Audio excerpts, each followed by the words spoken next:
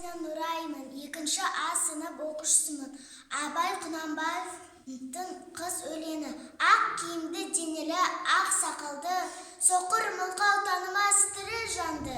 Үсті басы ақ қырау, түсі суық, басқан жері сықырлап келіп қалды.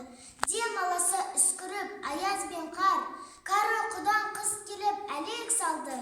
Ұшпадай бөркіп киген оқшыр айтып, аязбенен қызарып ажарланды.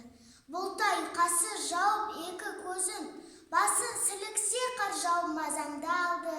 Борадай бұрық сарып етіп тоңғалғанда, алты қанат ағардай шайқалды.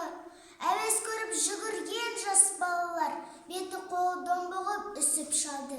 Шиде мен том қабаттап кием алшы, бет қарауға шыдамас теріс айналды. Қар тепкенше қажымыз қайра жылқы, тетігін қаруына азап қалды. Қыспен бірге тұмсығын салды қасқыр, малшыларын